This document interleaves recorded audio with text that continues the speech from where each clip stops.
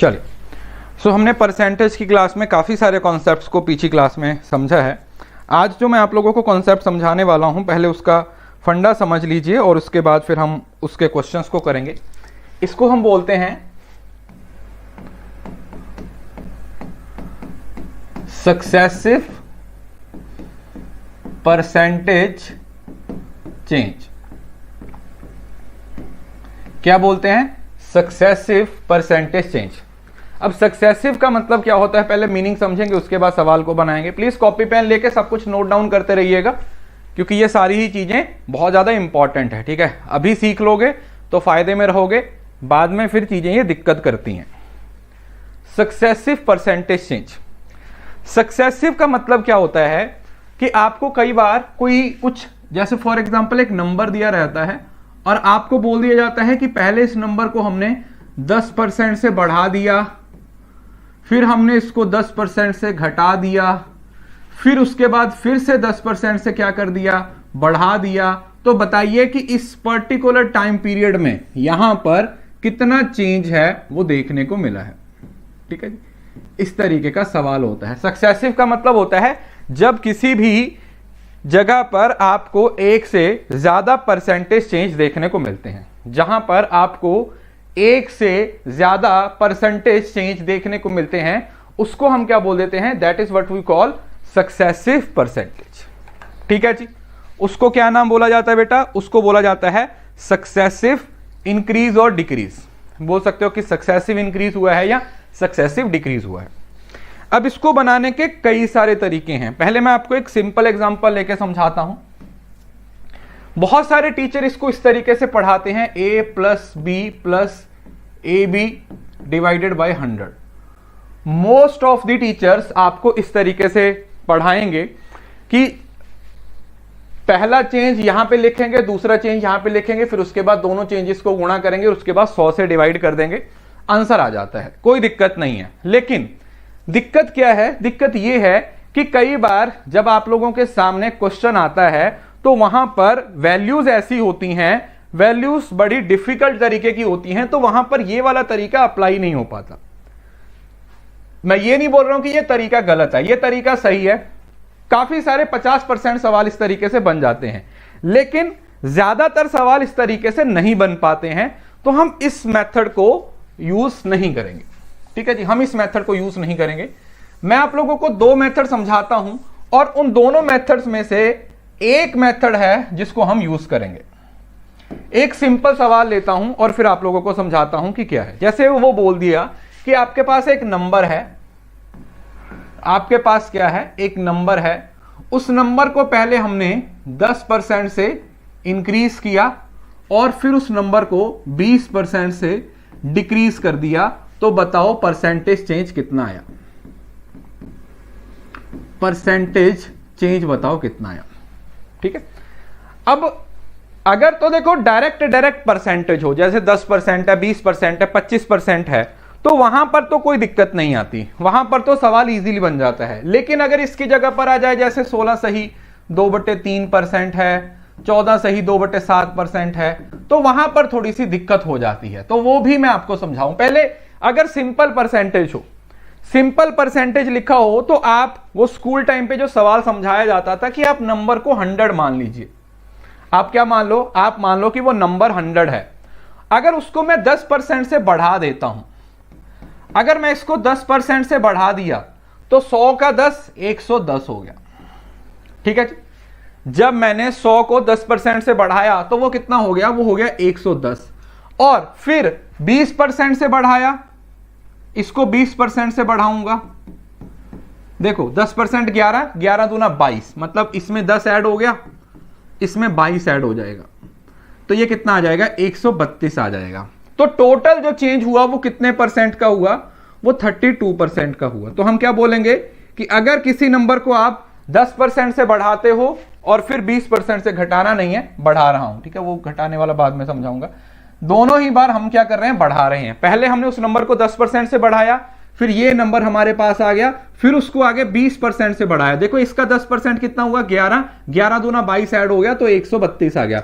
तो मतलब शुरुआत में वो नंबर कितना था? 100 था, 100 था, और अब वो नंबर कितना हो गया है, 132 हो गया है। तो इसका मतलब 32% का चेंज हो गया है, 32% का चेंज आ गया है। सिंपल, मुझे नहीं लगता कि इस बात में किसी बच्चे को कोई दिक्कत होगी। यह तरीका भी अच्छा है, इसमें भी कोई प्रॉब्लम नहीं है, लेकिन दिक्कत कहां पर आती है, दिक्कत वहां पर आती है जहां पर परसेंटेज थोड़ी कंफ्यूज करने वाली होती है। तो उसके लिए हमारे पास एक मेथड है, 110 का 20%, 22 होता है, 110 का 20%, उसको हम बोलते हैं रेशो मेथड, उसको हम बोलते हैं रेशो मेथड। रेशो मेथड में हम क्या करेंगे, हम इस परसेंटेज की रेशो ले लेंगे। हम क्या करेंगे, हम इस परसेंटेज की रेशो ले लेंगे। जैसे अगर मैं 10% से किसी नंबर को बढ़ा रहा हूं तो मैं 1/10 लिखूंगा, और अगर 20% है तो 20% का मतलब क्या होता है, 1/5 होता है। ठीक है जी, हमने क्या किया, क्योंकि फ्रैक्शन तो मैं तो आप कन्वर्ट कर सकते हो, कोई सी भी परसेंटेज हो आप उसको क्या कर सकते हो, आप उसको परसेंटेज से कन्वर्ट कर सकते हो फ्रैक्शन के अंदर। तो हमने 10% को 1/10 लिख लिया और 20% को 1/5 लिख दिया, राइट। अब आपने देखना है, अगर बढ़ाना है तो देखो 10 का 10% एक है ना, तो मतलब इसमें एक ऐड होगा, 5 का 20% एक है तो उसमें ऐड होगा। मतलब जब बढ़ाने की बात हो तो परसेंट प्लस लिख दो ऊपर वाले के साथ, न्यूमरेटर के साथ, और अगर माइनस करना हो तो माइनस लिख दो। ठीक है, डिक्रीज वाले में भी देखेंगे। तो इसका मतलब पहले वो नंबर कितना, यहां से शुरू करना है। ठीक है, जैसे जैसे परसेंटेज है वैसे वैसे लिखते जाओ। पहले मान लेना है कि वो नंबर 10 था। ठीक है, हमने क्या माना कि वो नंबर 10 था, उसको 10% से बढ़ा दिया गया। 10% से बढ़ाने का मतलब क्या हुआ, 10% से बढ़ाने का मतलब क्या हुआ कि उसमें एक को ऐड कर दिया गया, तो वो नंबर कितना बन गया, 11 बन गया। समझ आया। 10 बोला कि पहले नंबर को 10% से बढ़ाया गया। 10% से बढ़ाने का मतलब क्या हुआ कि वो नंबर पहले 10 था, उसमें एक की वृद्धि हो गई, तो वो नंबर कितना हो गया, 11 हो गया। वो नंबर कितना हो गया, वो नंबर हो गया सर 11। दूसरी बार फिर से इस नंबर को पकड़ना है। ठीक है, जो जो परसेंटेज दी हुई है उसको पकड़ना है। तो मान के चलेंगे कि पहले वो नंबर कितना था, 5 था, और अब उसमें एक की वृद्धि हो गई है, तो 5 से 10% बढ़ाया तो एक की वृद्धि हुई, तो कितना हो गया, 6 हो गया। इस स्टेप में किसी बच्चे को कोई दिक्कत, इस स्टेप में किसी बच्चे को कोई दिक्कत, कुछ नहीं करना, जितना परसेंटेज लिखा हुआ है उसको फ्रैक्शन में कन्वर्ट कर देना है, और फिर उस फ्रैक्शन में जो अगर वो ऐड हो रहा है तो ऐड कर देंगे, और अगर लेस हो रहा है तो उसको क्या कर देंगे, उसको लेस कर देंगे। अगर एडिशन हो रही है तो ऐड कर देंगे, और अगर लेस हो रहा है तो माइनस कर देंगे। ठीक है जी। अब इस कॉन्सेप्ट को आगे बढ़ने से पहले एक चीज मैं आप लोगों को और बताना चाहता हूं। जैसे ये दो नंबर हैं, A/B, B/C और C/D। जब कभी भी इस तरीके की रेशो आपके सामने आ जाए, जब कभी भी इस तरीके की रेशो आपके सामने आ जाए, तो हमेशा याद रखिएगा ये शुरुआत का नंबर है और ये लास्ट का नंबर है। मतलब यहां से चेंज शुरू हुआ था और ये स्टार्टिंग पॉइंट था, मतलब यहां से चेंज शुरू हुआ था और ये एंडिंग पॉइंट है जहां पर चेंज आके रुक गया है। समझ आया। शुरुआत चेंज की कहां से होती है, इस पहले नंबर से होती है, और ये जो लास्ट नंबर होता है ये वो पॉइंट होता है जो पर्टिकुलर चेंज होने के बाद आ जाता है, पर्टिकुलर नंबर में चेंज करने के बाद आ रहा है। ठीक है, तो जब इस तरीके का सवाल हो तो अगर आप इन लेफ्ट वालों को आपस में गुणा कर दोगे तो आपके पास पहले नंबर की वैल्यू आ जाएगी, और अगर आप इस साइड वाले नंबर को आपस में गुणा कर दोगे तो आपके पास लास्ट नंबर की रेशो आ जाएगी। बस यही चीज हमने करनी है। आपको कुछ नंबर्स की रेशो दी हुई है, A/B, B/C, C/D, D/E ऐसे दिया हुआ है। तो अगर आप लेफ्ट वाले सारे नंबर को आपस में गुणा कर दोगे तो वो पहला, मतलब शुरुआत में नंबर कितना था वो आ जाएगा, और अगर राइट साइड वालों को गुणा कर देते हो तो एंड में वो नंबर कितना था वो आप लोगों को पता चल जाएगा। सेम यही वैल्यू इस तरीके से निकली हुई है, देख रहे हो। ये इन दोनों को आपस में गुणा करोगे तो वो नंबर पता चलेगा जो ओरिजिनल था, जो शुरुआत में ओरिजिनल नंबर था वो, और दूसरी साइड पे ये वाले को गुणा करोगे तो आपको वो पता चलेगा ये क्या है, ये स्टार्टिंग की वैल्यू आएगी। इसको आपस में गुणा करेंगे तो हमारे पास स्टार्टिंग की वैल्यू आ जाएगी, और इसको गुणा करेंगे तो हमारे पास एंडिंग की वैल्यू आ जाएगी। एंडिंग वैल्यू मतलब जो हमारे पास लास्ट में आएगी। अब या तो आप इसको डायरेक्ट कैंसिल कर सकते हो, है ना, या तो आप इसको डायरेक्ट कैंसिल कर सकते हो, आमने सामने है। जैसे ये 3 से गया, 3 दूनी 6, ये गया 5 से। तो मतलब अगर आप ये मान के चलते हो कि शुरुआत में वो नंबर 25 था, तो अब वो कितना हो गया है, वो 11 तिया 33 हो गया। किसी को इस बात में कोई दिक्कत? मतलब सवाल हमें यह बोलता है कि वो नंबर पहले 25 था, लेकिन अब वो नंबर बढ़ के कितना हो गया है, 33 हो गया है। तो कितना बढ़ा है? 25 में से या 33 में से 25 को माइनस कर दो। 25 में से 33 को माइनस करोगे तो क्या आएगा, 8। तो आपसे पूछा है कितने परसेंट का चेंज है, कितने परसेंट का चेंज है। 8 का चेंज किस पे हुआ, 25 पे। तो 100 पे कितने का चेंज होगा, 4, 8 चौका 32%। आंसर हमेशा सेम आएगा, चाहे ये वाला मेथड यूज कर लो, चाहे ये वाला मेथड यूज कर लो, लेकिन कंपैरेटिवली ये वाला मेथड ज्यादा आसान है। इस मेथड से सारे सवाल बन जाएंगे रेशो वाले मेथड को यूज करके। क्लियर है जी?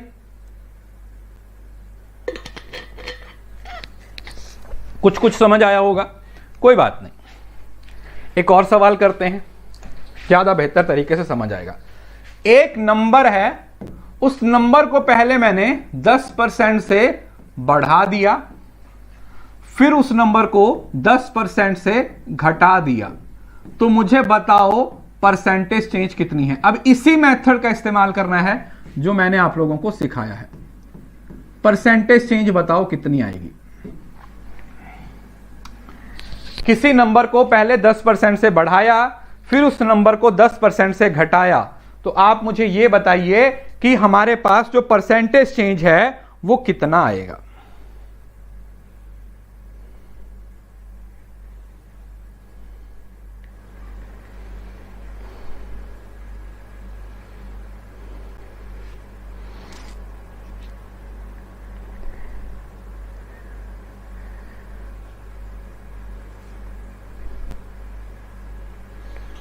बताइए। सेम यही तरीका इस्तेमाल करना है जो मैंने आपको सिखाया है। ये मेथड बेस्ट है, इससे बेहतर, बेस्ट, इससे अच्छा तरीका कोई भी नहीं है। चलो देखो क्या करोगे, इसकी फ्रैक्शन वैल्यू लिखो। 10% की फ्रैक्शन वैल्यू कितनी होती है, 1/10 होती है। अब यहां पर बढ़ रहा है तो इसका मतलब ऐड होगा, यहां पर फिर से 10% है, 10% की फ्रैक्शन वैल्यू होती है 1/10, लेकिन यहां पर माइनस हो रहा है। तो मतलब पहले वो नंबर कितना था, पहले आपने क्या मानना है, वो नंबर 10 था, लेकिन फिर उसमें 10% बढ़ गया। 10% बढ़ने का मतलब कितना हो गया, 1 की बढ़ोतरी होगी, तो वो नंबर कितना हो गया, 11 हो गया। फिर इसको पकड़ो, पहले वो नंबर कितना था, 10 था, लेकिन उसमें एक की कमी मतलब 10% की कमी हो गई, -1, तो 9 हो गया। कुछ कट रहा है, नहीं। तो मतलब पहले वो नंबर 100 था और अब कितना है, 99 रह गया है। तो कितने की कमी हुई है, 1 की कमी 100 पे, तो मतलब 1% क्या हुआ है, डिक्रीज हुआ है। वो नंबर 1% डिक्रीज हुआ है। ये भी देखना आपने कि बढ़ा है या घटा है, इस चीज पे भी ध्यान देना है। ऐसा नहीं है कि बस देख लिया कि बढ़ा है, मतलब कि 1% है, 1% वो बढ़ा है या घटा है, ये भी देखना है। समझ आया? मतलब उसमें बोल दिया कि 1% से बढ़ा है या घटा है, ये भी देखना है। अब यहां पर कम हुआ है तो इसका मतलब कम होगा, कम होगा। ठीक है जी, समझ आया? इसको बोलते हैं सक्सेसिव। चलो ऐसे करो कि कोई नंबर है, हमें नहीं पता वो नंबर कितना है, लेकिन पहले हमने उसको 25% से क्या कर दिया, बढ़ा दिया, फिर उसको हमने 20% से घटा दिया, तो बताइए परसेंटेज चेंज कितना होगा। तो आपने बताना है कि परसेंटेज चेंज कितना होगा। कोई नंबर है वो पहले 25% से उसको बढ़ाया गया, फिर उस नंबर को 20% से घटाया गया, तो आपने ये बताना है कि उस नंबर में कितने प्रतिशत का चेंज हो रहा है। 10 गुणा 10 आपस में मल्टीप्लाई करना है, लेफ्ट वालों को आपस में गुणा करना है और राइट वालों को आपस में गुणा करना है।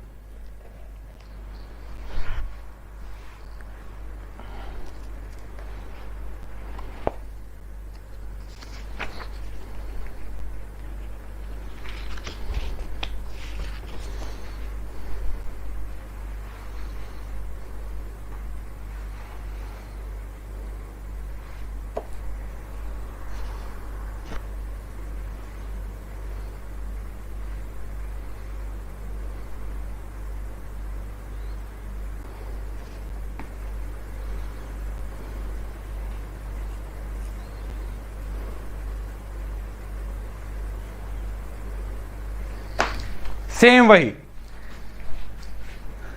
20-25% का मतलब होता है 1/4। तो यहां पर बढ़ रहा है तो 4, तो मतलब पहले कितना हो रहा है, 4 से 1 बढ़ के कितना हो रहा है, 5 हो रहा है। 20% का मतलब कितना होता है, 1/5, लेकिन यहां पर कम हो रहा है, तो 5 से 1 कम हुआ 4, तो आपस में कैंसल हो गए, कैंसल हो गए। यहां पर भी 1 आ गया, यहां पर भी 1 आ गया, तो इसका मतलब there is no change, there is no change, कि भाई किसी तरीके का कोई चेंज ही नहीं हुआ। क्यों? क्योंकि पहले भी वो नंबर 20 था, अब भी वो नंबर कितना है, 20 ही होगा। पहले भी वो नंबर कितना था, 20 था, और अब भी वो नंबर 20 ही होगा। समझ आया सक्सेसिव का? तो आपने कोई फॉर्मूला नहीं लगाना, कुछ नहीं करना, बस ध्यान से समझना है। परसेंटेज का इस्तेमाल करके, फ्रैक्शन का इस्तेमाल करके, जैसा मर्जी सवाल हो उसको आप बड़े आराम से, बड़ी आसानी से क्या कर सकते हो, बना सकते हो। अब कई बार अगर इससे ज्यादा आ जाए, जैसे बोल दिया कोई नंबर है, देखो ये क्वेश्चन किसी भी तरीके से आ सकता है। कोई नंबर है, उसको पहले हमने 10% से बढ़ा दिया, फिर उसको 25% से बढ़ा दिया, फिर उसको 50% से घटा दिया, तो बताइए कितना परसेंटेज चेंज होगा। पहले उस नंबर को 10% से क्या किया गया, बढ़ाया गया, फिर उसको 25% से बढ़ाया गया, फिर उसको 50% से क्या कर दिया गया, घटा दिया गया, तो बताइए कि कितना प्रतिशत चेंज है उस नंबर में आपको देखने को मिला।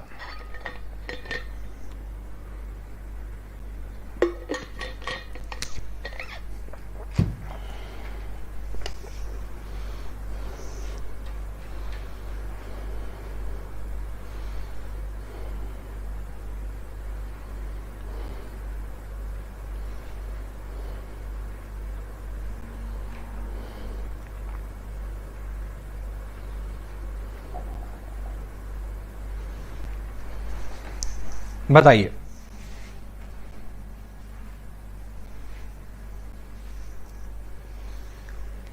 अब सवाल जैसा मर्जी बन के आ जाए, वो यही बोलेगा कि किसी शहर की पॉपुलेशन पहले इतनी थी, फिर वो उतनी हो गई, बस ऐसे ही करना है। लॉजिक पता होना चाहिए, बाकी सवाल जैसा मर्जी आए उससे कोई फर्क नहीं पड़ता। ठीक है, सवाल जैसा मर्जी हो उससे फिर कोई फर्क नहीं पड़ता।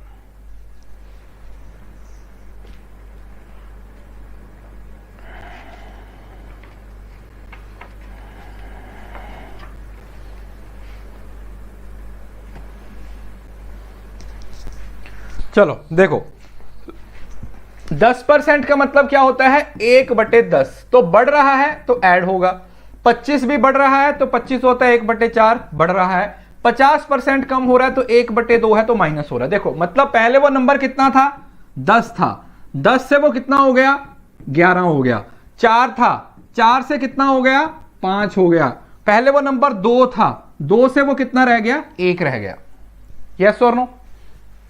दोनों बढ़ रहे हैं 10 मिनट, ठीक है। बस इसके बाद खत्म। 10 चौका 40, 40 दूना 80, माइनस 11 पांजे 55। मतलब आप ये मान के चलो कि वो नंबर पहले 80 था, लेकिन अब कितना रह गया है, वो 55 रह गया है। तो कितने का चेंज आया, कितने का चेंज आया, 25 का, 25 का चेंज आया 80 पे। तो 100 पे कितने का चेंज होगा? देखो अगर आप इसको कैंसिल करते हो, जीरो के साथ जीरो कैंसिल करते हो, 2 से कैंसिल कर दो, 4 दूनी 8, 5, और कुछ कैंसिल हो रहा है? नहीं, 125 बटे 4, मतलब 4 तिया 12, 4 एकम 4, और 4 दूनी 8, 32.15% की कमी आ गई। अब जो 25 बोल रहे थे, कैसे बोल रहे थे, वो सीधा इसको बोल रहे होंगे कि 25 का, भैया 25 नंबर का गैप आ रहा है, परसेंटेज पूछा हुआ है, परसेंटेज हमेशा 100 के रिस्पेक्ट में आती है।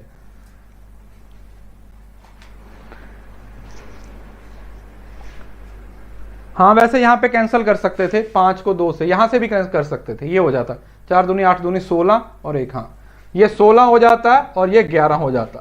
5 बटे 16 भी सेम ही हो जाता, 5 बटे 16 गुणा 100 कर देते चाहे, क्योंकि देखो यहां पर भी आप इसको कैंसिल करोगे, 5 से गया, ये 16 से गया, मतलब आंसर तो सेम ही आएगा, आंसर में कोई ऐसा डिफरेंस नहीं आएगा, आंसर में कोई चेंज नहीं आएगा। हाँ हाँ कर सकते हैं, बिल्कुल कर सकते हैं, कोई दिक्कत नहीं, वो मैंने ध्यान नहीं दिया, बिल्कुल कर सकते हैं। देखो आमने सामने वाले नंबर को आपस में कैंसिल कर सकते हैं, कोई दिक्कत नहीं है। मैंने फिर से बोला कि जो नंबर आमने और सामने होंगे उसको आप जैसे चाहो वैसे कैंसिल कर सकते हो, उससे कोई भी फर्क नहीं पड़ेगा। जितने भी नंबर आमने और सामने होते हैं उन नंबर्स को आपस में क्या किया जा सकता है, कट किया जा सकता है। चाहे कट कर दो, पहले कट कर दो, चाहे बाद में कट कर दो, आंसर तो सेम ही आने वाला है, आंसर में कोई डिफरेंस नहीं आएगा।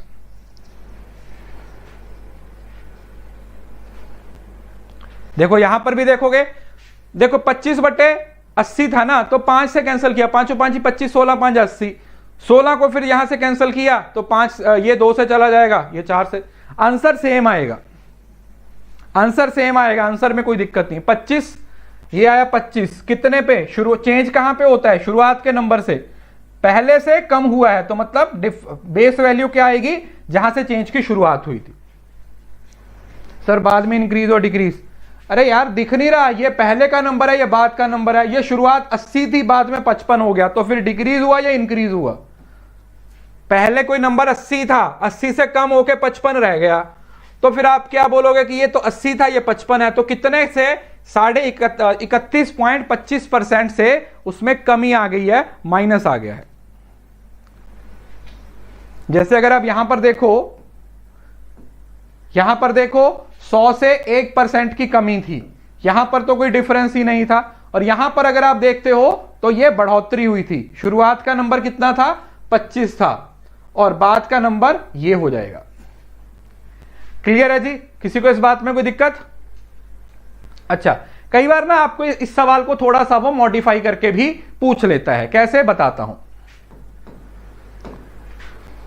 वो ना थोड़ा सा आपको बीच में नंबर दे देगा, वो बोलेगा कि कोई टाउन है, किसी टाउन की पॉपुलेशन है, ठीक है, ध्यान से समझना, किसी टाउन की पॉपुलेशन है। सुनो, इस तरीके के सवाल बहुत सारे आ जाते हैं कि अगर कोई टाउन की पॉपुलेशन है, हमें नहीं पता पॉपुलेशन कितनी है, लेकिन फर्स्ट ईयर के अंदर, पहले साल के अंदर टाउन की जो पॉपुलेशन है उसको 20% से बढ़ाया गया, मतलब 20% से बढ़ गई।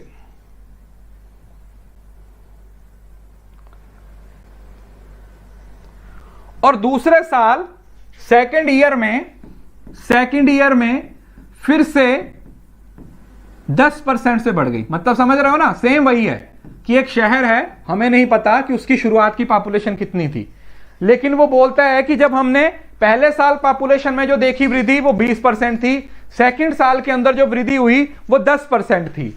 अब 2 साल के बाद उस शहर की पॉपुलेशन 3300 हो चुकी है।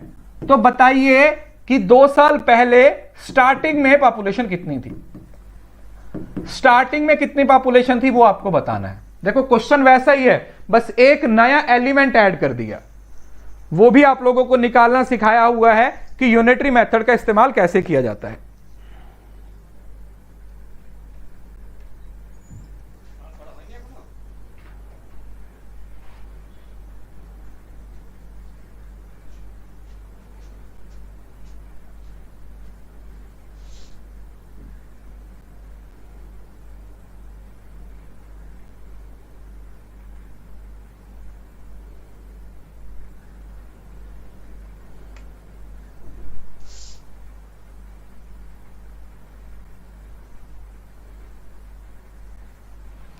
बस इसके अंदर एक नई चीज आ गई है कि 2 साल के बाद जो पॉपुलेशन है वो 3300 हो गई है, तो शुरुआत की पॉपुलेशन पूछो। या ये भी बोल सकता है कि पहले की पॉपुलेशन, ठीक है, वो क्वेश्चन पे डिपेंड करता है।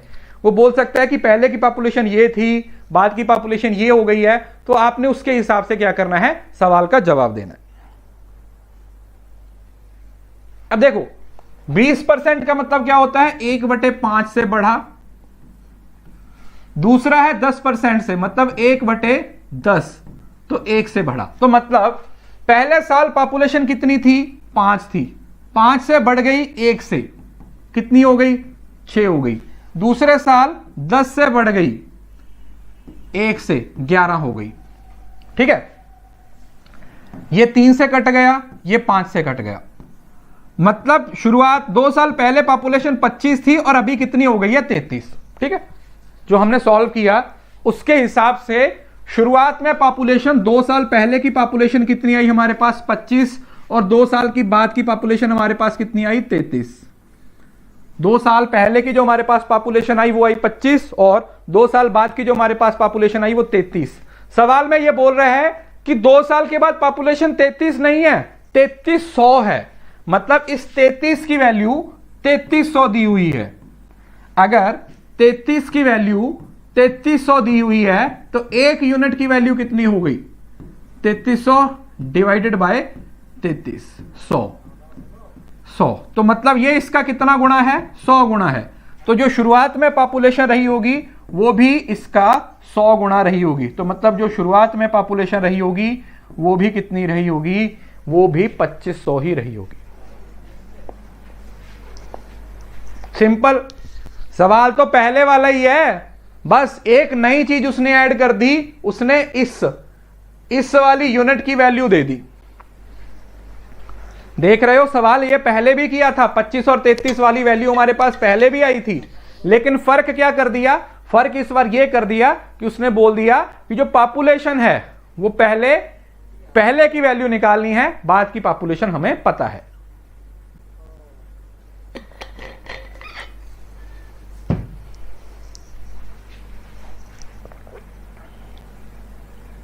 ठीक है, हाँ, अगर वो परसेंटेज चेंज पूछता है, देखो ये तो पॉपुलेशन पूछ दिया था, परसेंटेज चेंज तो आपने पहले देखा ही था, 8/25 निकाला था ना, 8/25 गुणा 100 किसके बराबर था, ये 32%। तो अगर परसेंटेज चेंज पूछा हो तो 32% था, और अगर नंबर में पूछा हो तो नंबर में वो पहले 2500 थी, लेकिन अब कितनी हो गई है, अब वो कितनी हो गई है, 3300 हो गई,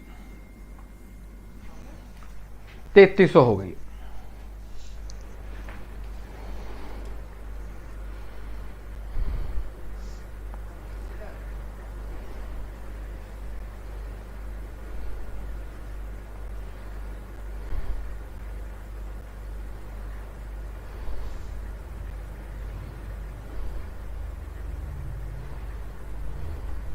ओके जी, समझ आ गया। तो सक्सेशन का सवाल पूछा जाए, सक्सेसिव परसेंटेज का सवाल पूछा जाए तो इस तरीके से आपने उसको बनाना है। अब आते हैं कुछ और कॉन्सेप्ट को समझते हैं। अब आता है एक्सपेंडिचर कंजम्पशन बेस्ड कंसेप्ट, जिसको हम प्रपोर्शन भी बोल देते हैं। What we call it concept of proportion. Concept of proportion, proportion का कॉन्सेप्ट क्या होता है, वहां से यह सवाल होता है। देखो ध्यान से समझना,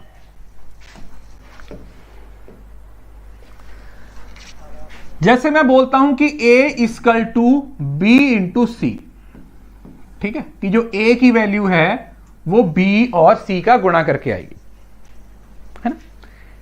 A की वैल्यू है वो B और C का गुणा करके आएगी। तो अब इस वैल्यू से आप ए से बीसी की वैल्यू, बीसी से ए की वैल्यू, या कोई भी दो नंबर आपको पता चल जाए तो आप एक नंबर की वैल्यू निकाल सकते हो। ठीक है। अब सवाल आप लोगों को बहुत सारे पूछे जाते हैं जिसके अंदर आप लोगों को तीन चीजें दी होती हैं। एक होता है कंजम्पशन, एक होता है प्राइस, और एक होता है एक्सपेंडिचर। ध्यान से समझना, इसका मतलब होता है खपत, इसका मतलब होता है कीमत, और इसका मतलब होता है खर्च। ठीक है। ये तीन चीजें आप लोगों को सवाल में दी हुई होती हैं। ये तीन चीजें आप लोगों को सवाल में दी हुई होती हैं। मैं आपको एक सिंपल सवाल पूछता हूं। जैसे आपके घर में हर महीने 10 केजी राइस आते हैं, चावल लेके आते हो, और उस चावल की जो कीमत है वो 50 रुपये पर केजी है, तो आप हर महीने कितने के चावल लेके आते हो? 500 रुपए के चावल लेके आते हो। सिंपल। किसी को इस बात में कोई दिक्कत? अगर नहीं भी कट करोगे तो भी आंसर सेम ही आएगा। कट करो या ना करो, जब 100 के साथ मल्टीप्लाई करोगे तो आंसर सेम आएगा। वो मैंने पिछले सवाल में करके भी दिखाया है। अब मुझे एक बात बताओ, इसमें से खर्च क्या है, इसमें से प्राइस क्या है, इसमें से कंजम्पशन क्या है, ये आपने मुझे बताना है।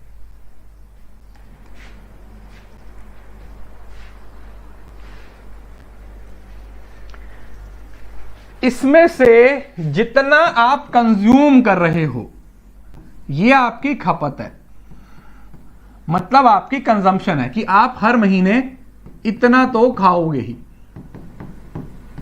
कंजम्पशन है मतलब इतना तो आप खाओगे हर महीने। 50 रुपए 1 किलोग्राम के लिए आपको कीमत देनी पड़ रही है, मतलब ये प्राइस है। और 500 रुपए जो कुल खर्च कुल निकल रहा है वो आप लोगों का एक्सपेंडिचर है, जिसको आप क्या बोल दोगे कि वो आपका खर्च है। वो आप लोगों का क्या है? वो आप लोगों का खर्च है। बात समझ में आई? अब दो तरीके के सवाल होते हैं। एक होता है जिसके अंदर समझ लो, जो सबसे ज्यादा पूछा जाता है, उसके अंदर आप लोगों को बोलेगा कि जो एक्सपेंडिचर है, लिख लो अपनी कॉपी पे, एक्सपेंडिचर है उसको हम सेम रखते हैं, मतलब हम अपने खर्च को नहीं बढ़ाते। जितना पहले खर्चा कर रहे थे उतना ही खर्चा अभी भी कर रहे हैं। जितना खर्च पहले कर रहे थे उतना ही खर्च अभी भी कर रहे हैं।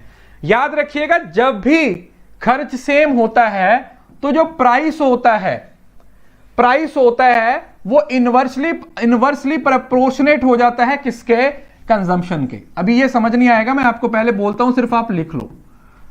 प्राइस है वो इनवर्सली प्रोपोर्शनेट हो जाएगा किसके? कंजम्पशन के। इसका मतलब क्या हुआ? जब आप पहले जितना ही खर्च कर रहे हो और किसी भी एक जगह पर चेंज होता है तो जो प्राइस होता है वो आपकी न्यू कंजम्पशन बन जाती है, और जो आपकी कंजम्पशन होती है वो आपका प्राइस बन जाता है। पहले इतना लिखो, फिर आपको प्रैक्टिकली समझाता हूं। बहुत सिंपल है, ये देखने में थोड़ा सा टिपिकल लगता है, लेकिन मैं आप लोगों को समझाता हूं कि ये आएगा कैसे। मेरी बात समझ आई? कुछ सवाल ऐसे होंगे जिन सवालों में आपको बोला होगा कि भाई चावल की कीमत में 10% की बढ़ोतरी हो गई, लेकिन घर वाले बोल रहे हैं कि हम 500 से ज्यादा चावल पे नहीं खर्चने वाले हैं, तो बताओ कितना चेंज हुआ कितना नहीं हुआ। तो बताओ कितना चेंज हुआ कितना नहीं हुआ। तो उस केस में जो प्राइस होता है वो इनवर्सली प्रोपोर्शनेट हो जाता है किसके? कंजम्पशन पे। मतलब जो पहले का प्राइस और कंजम्पशन है वो चेंज होने के बाद उल्टा हो जाएगा, प्राइस कंजम्पशन बन जाएगा और कंजम्पशन है वो प्राइस बन जाएगा। कैसे? सवाल देखते हैं, ज्यादा बेहतर तरीके से समझ आएगा। जैसे आपको ये एक सवाल दिया हुआ है, ध्यान से सुनो। एक सवाल दिया हुआ है, सवाल से ज्यादा अच्छे से समझ आएगा। क्या है? If the price of sugar is decreased bye 45%। वो बोला कि जो चीनी की कीमत है वो 45% से कम हो गई। तुम हर महीने कुछ चीनी लेके आते हो, हर महीने तुम चीनी लेके आते हो, लेकिन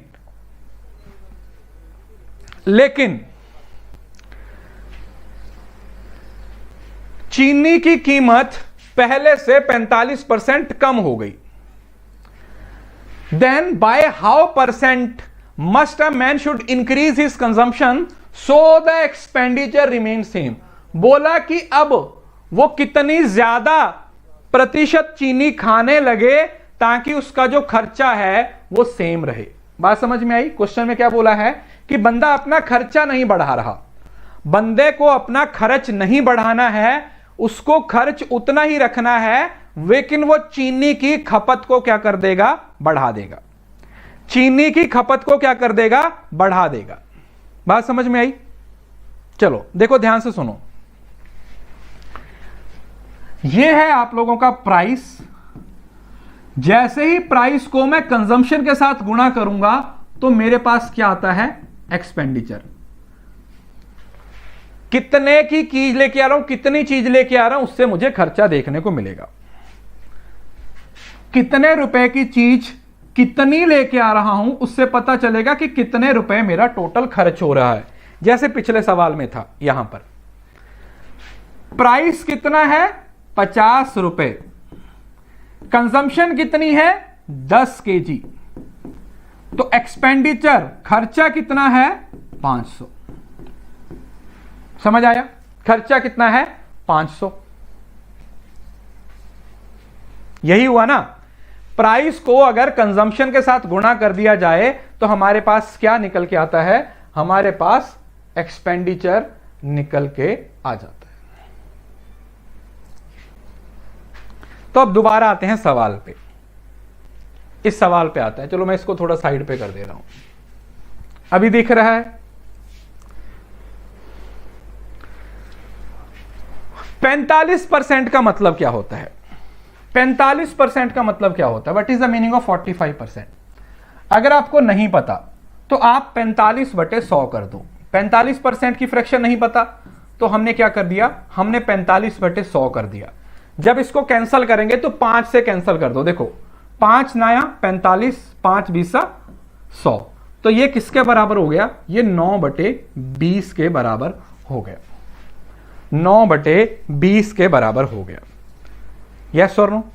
अब ये 45% प्राइस क्या हुआ है? कम हुआ है ना? ये 45 कम हुआ है, तो मतलब पहले कोई चीज जो 20 रुपए की थी उसमें 9 की कमी आ गई, तो अब वो चीज कितने की रह गई? अब वो चीज 11 रुपए की रह गई। बात समझ आया? 45% की कमी का मतलब क्या हुआ कि एक चीज जो तुम पहले 20 रुपए की लेके आते थे अब वो 11 रुपए की रह गई है। पहले जो चीनी तुम 20 रुपए की किलो लेके आते थे अब वो 11 रुपए की किलो रह गई है। पहले जो चीनी तुम 20 रुपए किलो लेके आते थे अब वो 11 रुपए की किलो होगी। बोलो यस और नो? Yes sir. लेकिन उसने बोला कि एक्सपेंडिचर में हम कुछ चेंज करेंगे। बोला एक्सपेंडिचर तो फिक्स्ड है, एक्सपेंडिचर फिक्स्ड है। तो मतलब अगर पहले वो कितना खर्च कर रहा था 11, सो इनको आपस में गुणा कर दो, ठीक है? क्योंकि एक्सपेंडिचर फिक्स है तो आप गुणा कर लो, नंबर ले लो। 11 को 2 से गुणा करेंगे 22, तो मतलब हम ये मान लेते हैं कि पहले वो बंदा टोटल 220 रुपए खर्च कर रहा था, तो अब भी वो कितना खर्च करेगा? 220 रुपए ही खर्च करेगा। अब भी वो कितना खर्च करेगा? 220 रुपए ही खर्च करेगा। लेकिन मैंने क्या समझाया था कि जब भी एक्सपेंडिचर फिक्स रहता है तो ये इनवर्सली प्रोपोर्शनेट हो जाते हैं। तो अब जो हमारी कंजम्पशन होगी, ये प्राइस था, ये कंजम्पशन है, अब जो हमारा प्राइस है वो ये आ जाएगा, 11 रुपए रह जाएगा, और जो हमारी कंजम्पशन है वो 20 रुपए हो जाएगी। क्यों? क्योंकि तुम खर्चा उतना ही कर रहे हो जितना पहले कर रहे थे। तो तुम उसको लिखो या ना लिखो उससे क्या फर्क पड़ रहा है? तुम उसको लिखो या ना लिखो उससे कोई फर्क नहीं पड़ रहा। इसका मतलब अब तुम 11 रुपए की कीमत पे 20 की कंजम्पशन कर रहे हो। मतलब पहले तुम 11 यूनिट्स कंज्यूम कर रहे थे, अब कितना कंज्यूम कर रहे हो? अब 20 यूनिट कंज्यूम कर रहे हो। कितना ज्यादा कंज्यूम कर रहे हो? 9 यूनिट को ज्यादा कंज्यूम कर रहे हो। क्या कर रहे हो? 9 यूनिट्स को ज्यादा कंज्यूम कर रहे हो। 9 की बढ़ोतरी किस पे हो रही है? 11 पे। पहले 11 यूनिट कंज्यूम कर रहे थे, अभी 20 हो गई है। समझ रहे हो ना? प्राइस कम हुआ तो कंजम्पशन बढ़ेगी। प्राइस 20 से 11 हो गया तो कंजम्पशन भी 11 से कितनी हो जाएगी? 20 हो जाएगी। तो कितनी यूनिट बढ़ गई है? चाहे इस साइड को ले लो। 11 यूनिट पहले कंज्यूम कर रहे थे, अभी 20 कर रहे हैं, तो टोटल कितना बढ़ गया? 9 बढ़ गया। 9/11। अब आप लोग सोचो कि 1/11% कम, याद है आपको? 9 से ही 1/11% होता था। इसको 9 गुणा करना है तो आंसर आपका 81.81% ही आ जाएगा। One of the easiest question, सबसे आसान, जिसको बोलते हैं ना सबसे आसान सवाल है। कुछ नहीं करना, बस उसने बोला है कि खर्चा पहले जितना है, आंख बंद करके प्राइस को कंजम्पशन मान लो, कंजम्पशन को प्राइस मान लो, खत्म। आंख बंद करके प्राइस को कंजम्पशन बोलो, कंजम्पशन को प्राइस बोलो, पूरे का पूरा सवाल निकल के सामने आ जाएगा। प्राइस को कंजम्पशन मान लीजिए, कंजम्पशन को प्राइस मान लीजिए, पूरे का पूरा सवाल ही बदल जाएगा। पूरे का पूरा सवाल सॉल्व हो जाएगा अगर आपने इस चीज को अच्छे तरीके से समझ लिया। ठीक है जी, क्लियर है? उम्मीद करता हूं यह बात, यह लॉजिक है वो आपको अच्छे तरीके से समझ में आया होगा। एक और सवाल करेंगे तो फिर एकदम से दिमाग में ही बैठ जाएगा। चलो अगला सवाल आप खुद ट्राई करो, इस सवाल को ट्राई करो। सेम वही है, सेम डिट्टो सवाल है, कुछ भी चेंज नहीं है। ट्राई करो इसको बनाने का। डिट्टो सवाल है, बस नंबर्स को चेंज किया है।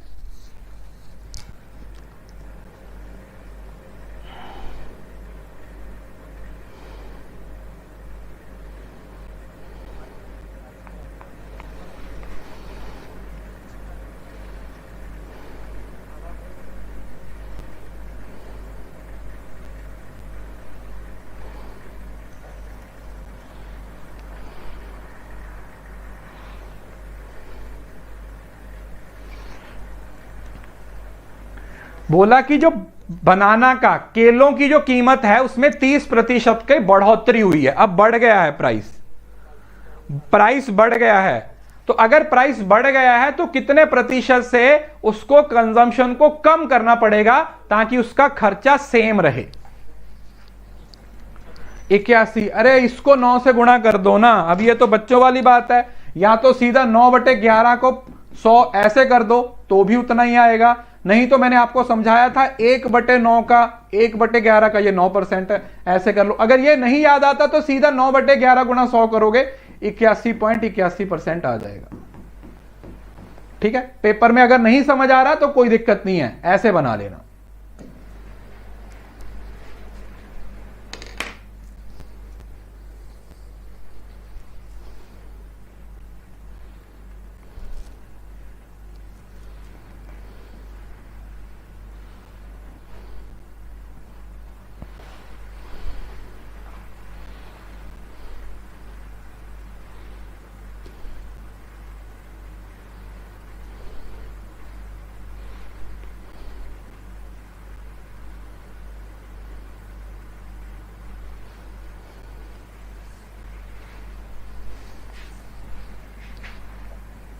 (23.07) ज्यादातर बच्चों का आंसर आना शुरू हो गया।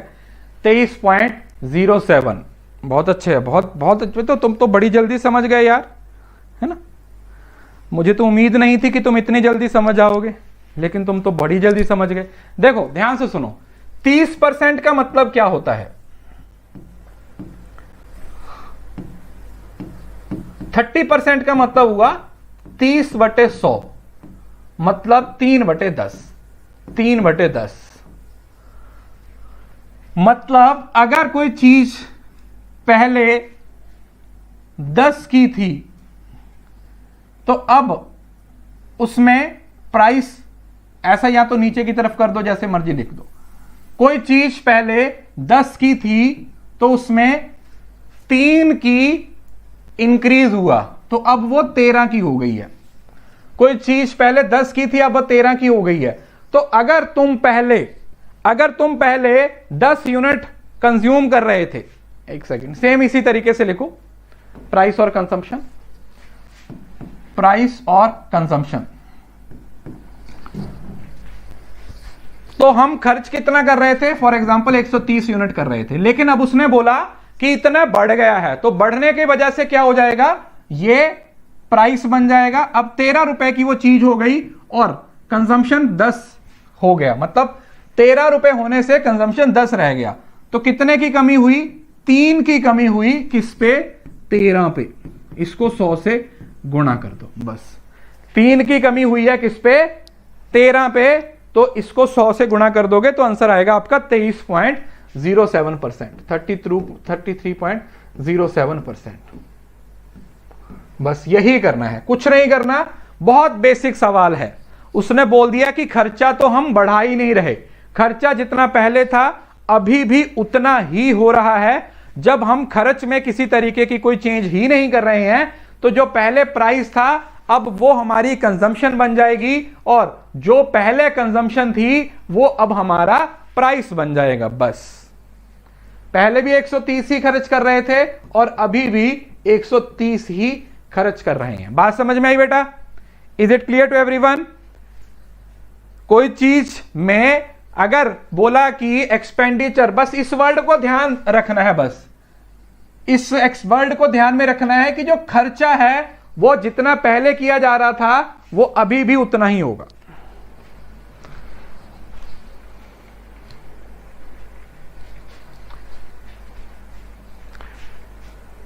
राइट? चलो एक और सवाल करते हैं। अब यहां पर देखो, प्राइस के साथ साथ कंजम्पशन भी बढ़ रहा है। अगर आप इस सवाल को देखते हो ना, तो यहां पर प्राइस के साथ साथ कंजम्पशन भी बढ़ रहा है। तो उसने बोला कि एक्सपेंडिचर में खर्चा बताओ। बोला कि एक पल्स है, उसका प्राइस है वो 6.66% से बढ़ गया, और उसकी जो कंजम्पशन है वो भी 4/1/6% से बढ़ गई। तो आपने ये बताना है कि उसके एक्सपेंडिचर में कितने परसेंट का चेंज आएगा। अब ये वैसा सवाल नहीं है, अब ये चेंज हो जाएगा, अब ये सवाल चेंज हो जाएगा। क्यों? क्योंकि यहां पर सिर्फ प्राइस में चेंज नहीं हो रहा, कंजम्पशन में भी चेंज हो रहा है, और आपने एक्सपेंडिचर का चेंज बताना है। बताइए, मैं परसेंटेज वैल्यू आपको दे देता हूं। 6.6% होता है किसके बराबर, 1/15 की वैल्यू है ये। 6.66% है, ये 1/15 के बराबर होता है, और 4 सही 1/6 जो होता है वो 24%, 4 सही 1/6% होता है, ये 1/24 के बराबर होता है। ठीक है, आप निकाल भी सकते हो, अगर आप निकालना चाहते हो निकाल लीजिए, वो भी अच्छा है, लेकिन मैंने आप लोगों के सामने वैल्यूज लिख दी हैं ताकि आपको सवाल बनाने में कोई दिक्कत ना हो।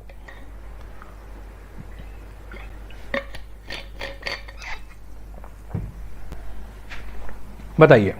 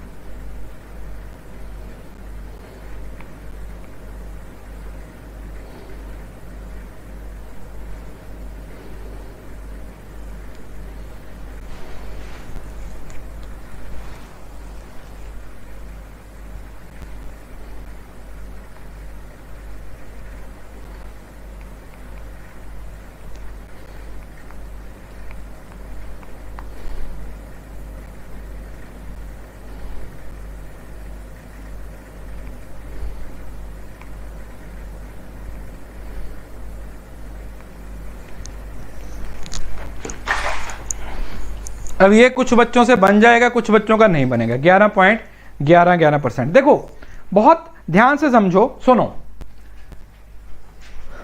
प्राइस को कंजम्पशन के साथ गुणा करेंगे तो एक्सपेंडिचर आएगा।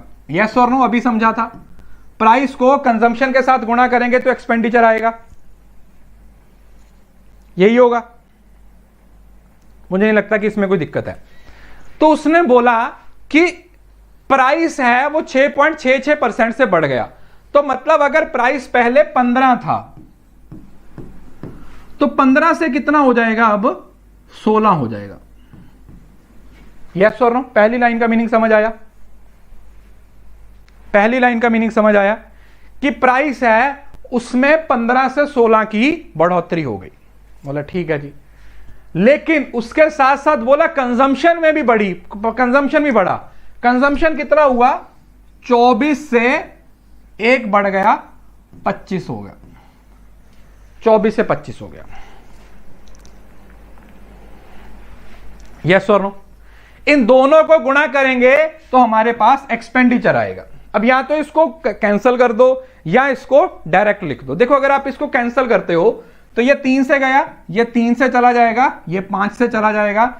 अगर इसको कैंसिल करते हो, ये 4 से चला जाएगा, 4 चौके 16, 6 चौका 24, फिर ये 2 से कह जाएगा, 2 दूनी 4, 3 दूनी 6, तो 3 तिया 9 और 5 दूनी 10। यस और नो? किसी को इस बात में कोई दिक्कत? मतलब तुम्हारा खर्चा जो पहले 9 रुपए था अब वो कितना हो गया है? 10 हो गया है। 1 की बढ़ोतरी किस पे हो गई है? 1/9। और 1/9 सबको मालूम है किसके बराबर होता है? 11 से ही 1/9% के बराबर होता है, सबको मालूम है।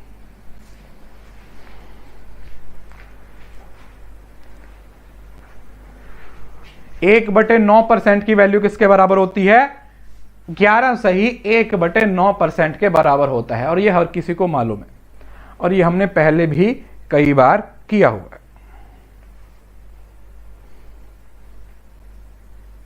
ठीक है जी, समझ आया?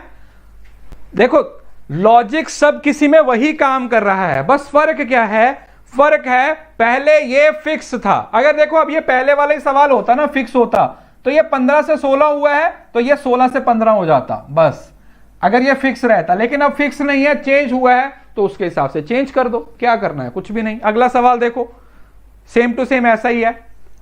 उसने बोला कि जो चीनी की कीमत है, price of sugar is decreased bye 45%। बोला कि जो चीनी की कीमत है वो 45% से कम हो गई। अब बोला कि how much percent a man must increase his consumption as the expenditure will be increase by 21%। बनाओ, बनाइए। कितना आसान है।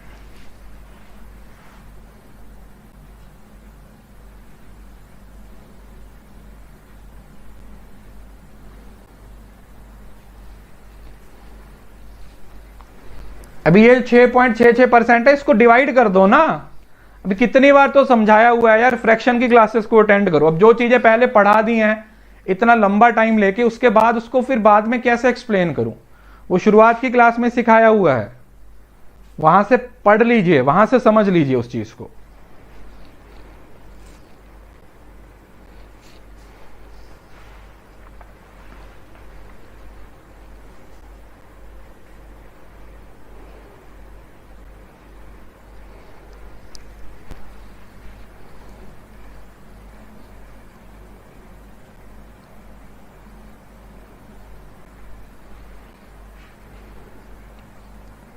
बताइए।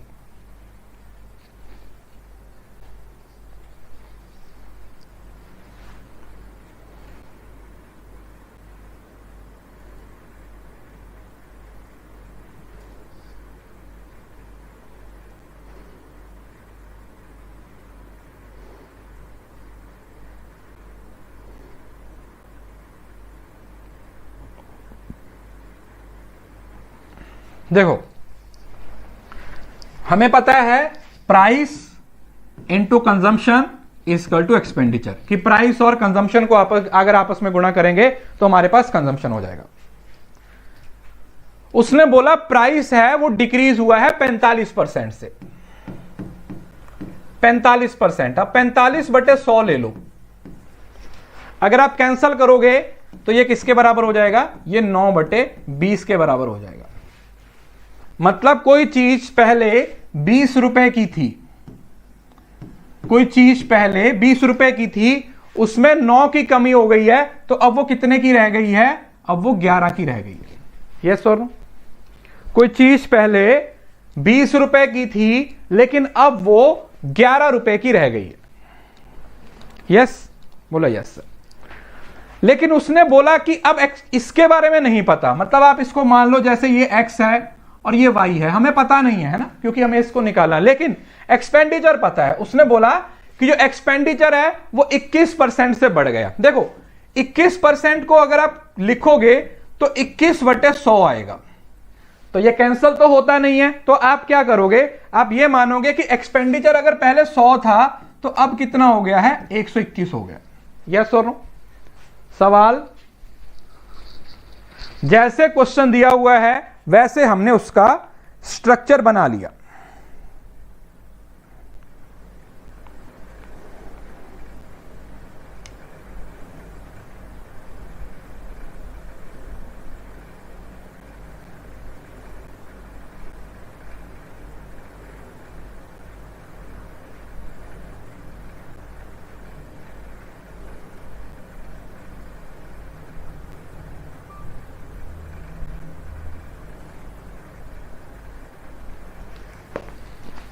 अब वैल्यू लिखो, देखो इसको इससे गुणा करेंगे तो 100 आना चाहिए, तो इसका मतलब x की वैल्यू कितनी आ जाएगी, 5, 20 पंजे 100, और 11 इसकी वैल्यू कितनी आनी चाहिए, 11।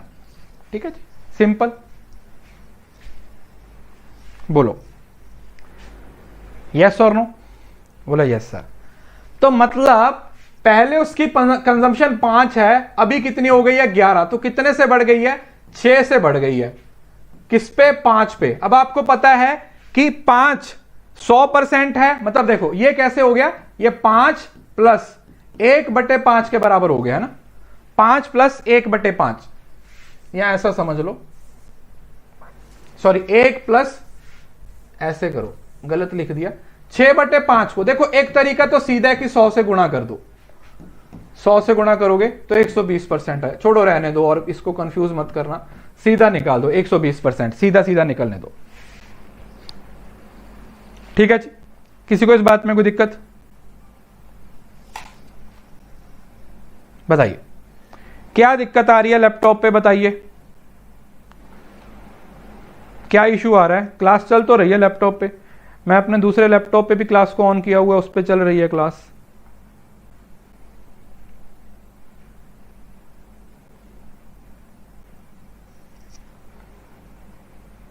पांच 11 कैसे है, गुणा करके आया ना। अब ये x वैल्यू थी तो 100 है, 100 को ऐसे कर लो ना, 20 को कितने से गुणा करूं कि 100 आ जाए, या तो ऐसा सीधा कर लो, नहीं तो ऐसे भी कर सकते हो, 100 डिवाइडेड बाय 20 5 आएगा, या फिर 121 डिवाइडेड बाय 11 11 आएगा। आपकी इच्छा है, आप जैसा निकालना चाहते हो वैसे निकाल सकते हो, सीधा तो है, सीधा सीधा आएगा। ठीक है ना। अब पहले क्या था, पहले ये वाला निकालना है। अभी आपको एक रिलेशन पता है, price into consumption equal to expenditure, आपको इतना पता है, price into consumption is expenditure. अब इस रिलेशन के बेसिस पे जैसा मर्जी सवाल आपसे वो पूछ ले, उसका आंसर आ जाएगा। ठीक है जी।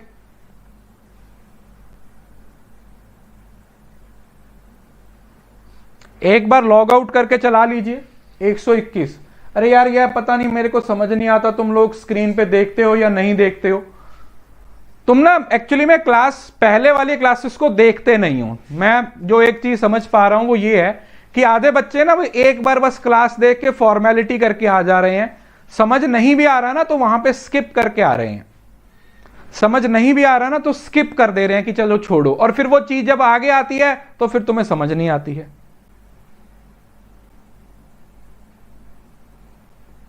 ठीक है, इस वजह से। अगला सवाल,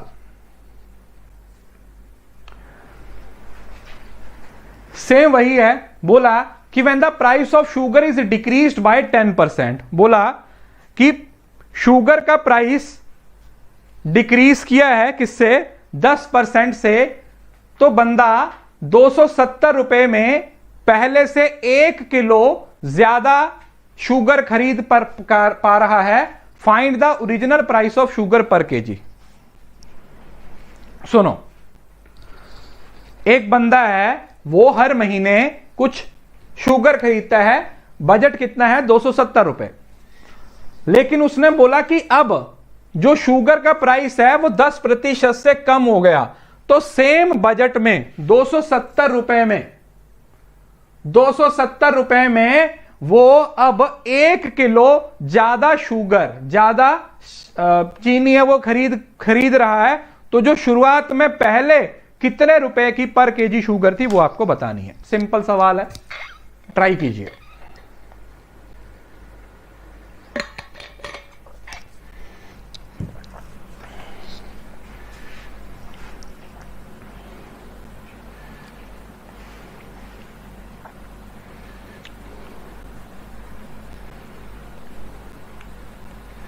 देखो ऐसा करो, टेलीग्राम के पिंड कमेंट में आपको मेरा नंबर मिल जाएगा, व्हाट्सएप पे मुझे लैपटॉप की वीडियो बना के भेज दीजिए, ठीक है। अब ऐसे तो मैं नहीं देख सकता, लैपटॉप की वीडियो क्या इशू आ रहा है वो मुझे बना के भेज दीजिए, मैं टीम से कनेक्ट करवा दूंगा, जो भी प्रॉब्लम है हो जाएगी सॉर्ट, कोई दिक्कत नहीं है, ठीक है। वीडियो बना के भेज दीजिए ताकि पता चल सके टीम को कि क्या दिक्कत आ रही है। चलो इस सवाल को बनाइए।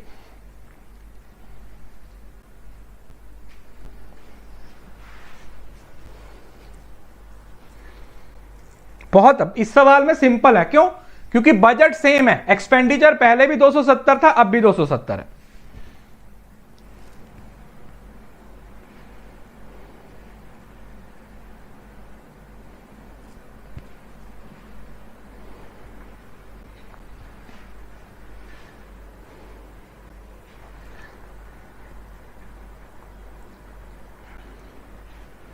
चलो देखो सुनो, हमने अभी थोड़ी देर पहले पढ़ा था कि जब हमारे पास एक्सपेंडिचर फिक्स रहता है तो उस केस में जो प्राइस होता है वो इनवर्सली प्रोपोर्शनेट होता है कंजम्पशन से। मतलब आप ये समझ लीजिए, प्राइस इज डिक्रीज बाय 10%, मतलब 10 से अगर प्राइस 9 हुआ है, अगर प्राइस 10 से 9 हुआ तो कंजम्पशन कितनी हो जाएगी, 9 से 10 हो जाएगी। इस बात में किसी बच्चों को कोई दिक्कत, ये तो हमने थोड़ी देर पहले पढ़ा, ठीक है। सेम 9 से 10 था और 10 से 9 हो गया, राइट।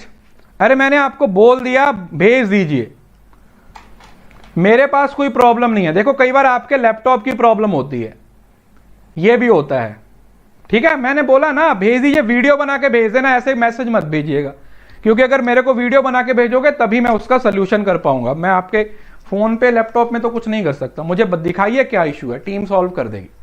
तो कंजम्पशन 9 से कितनी हो गई, 10। अब देखो ध्यान से सुनो, ये आप लोगों की 9 कंजम्पशन है और ये कितनी है, 10 कंजम्पशन है। यहां तक तो सबको पता चल गया, यहां तक तो सबको पता चल गया कि सर इसमें कोई दिक्कत नहीं है। अब जब पहले वो 9 केजी खरीद रहा था तो कितने रुपए खर्च कर रहा था, पहले भी 270 ही खर्च कर रहा था, तो 1 केजी कितने में मिल रहा था, 270 डिवाइडेड बाय 9, 30 रुपए पर केजी। यस और नो, 30 रुपए हमारा आंसर आ जाएगा, सिंपल।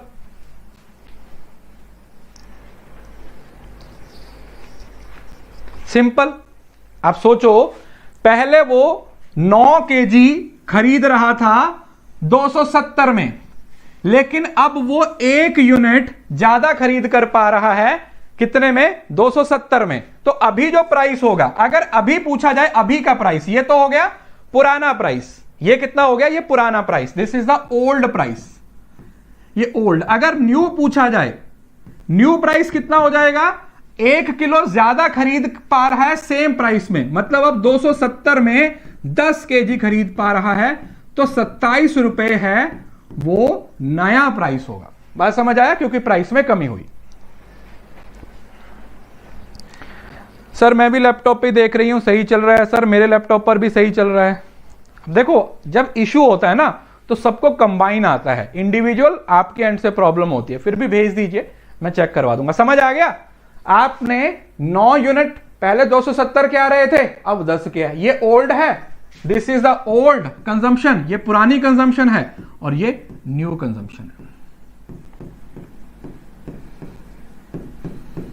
समझ आया बेटा? सिंपल सवाल है, सिंपल सवाल है।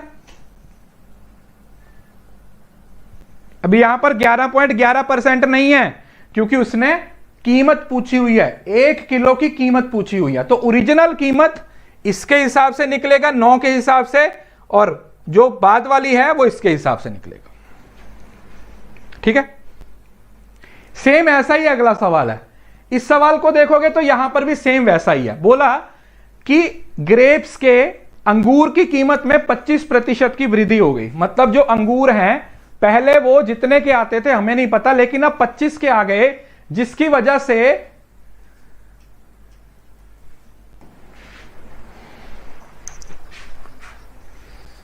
अ person to buy 1.5 kg more of grapes for 240। एक सेकेंड, मोर नहीं होगा यहां पर, लेस होगा। ठीक है, ये मोर नहीं होगा, इसको सही कर लेना, लेस है,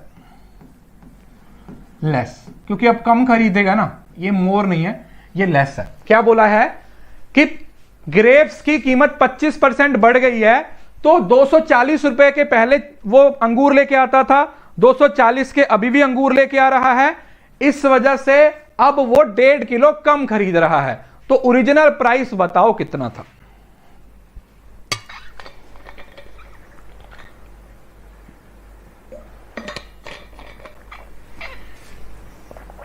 बताइए। मोर नहीं है, लेस है, अधिक नहीं होगा, कम होगा, कम। बनाइए।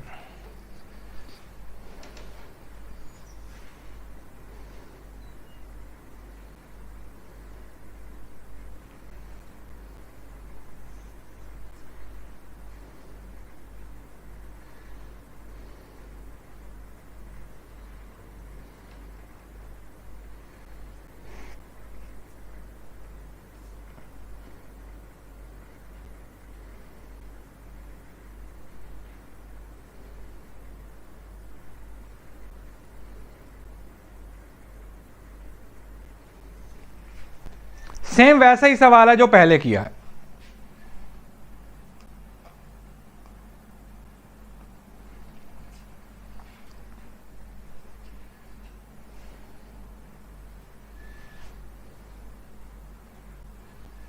देखो 25% की बात हो रही है, 25% की बात हो रही है। 25% मतलब 1/4। जो चीज आप पहले 4 की खरीद रहे थे, अब वो 5 की हो गई, प्राइस 4 से 5 हुआ, तो कंजम्पशन कितनी हो जाएगी? पहले 5 यूनिट थी और अब कितनी हो गई? 4। ये ओरिजिनल कंजम्पशन थी, ओल्ड, और ये कितनी है? ये न्यू है। किसी को इस बात में कोई दिक्कत? यहां तक बताइए, किसी को कोई दिक्कत? बोला नहीं सर, इसमें कोई दिक्कत नहीं है, इसमें कोई दिक्कत नहीं है। अब उसने बोला कि 240 रुपए में वो पहले वो 5 यूनिट खरीद रहा था। कितने खरीद रहा था? 5 यूनिट खरीद रहा था। बोला इसमें तो कोई दिक्कत नहीं है। पहले वो 1.5 किलो ज्यादा खरीद रहा था, और अब उसकी जो कंजम्पशन है वो 1.5 किलो से कम होगी। मतलब यहां पर जो 1 यूनिट की वैल्यू है वो 1.5 के बराबर लिखी हुई है।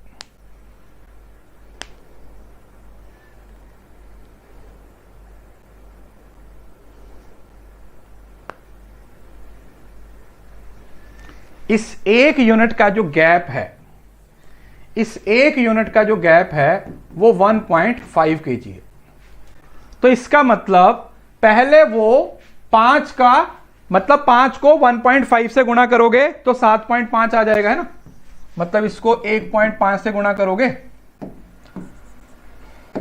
1.5 से गुणा करोगे तो पहले वो 7 kg 7.5 किलो चावल लेता था, सॉरी राइस लेता था, लेकिन अब वो उसकी कंजम्पशन को उसको कम करना पड़ेगा, अब 6 kg राइस लेना पड़ेगा। यहां तक समझ आया है ना? मतलब पहले वो 7.5 kg लेता था, 5 मतलब 5 का मतलब यहां पर 7.5 kg है, क्योंकि 1 यूनिट का मतलब 1.5 है, जो हमने सवाल में देख लिया। यहां तक किसी को कोई दिक्कत है?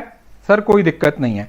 तो आप खुद सोचो कि अगर पुराने टाइम पर 7.5 kg 240 का आता था तो 1 kg कितने का आएगा? 240 डिवाइडेड बाय 7.5। जब आप इसको सॉल्व करोगे तो कितना आ जाएगा? 32 रुपीस।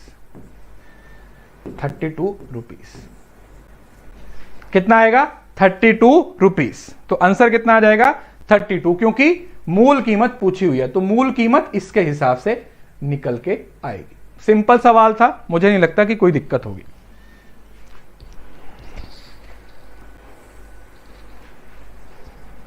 बताइए।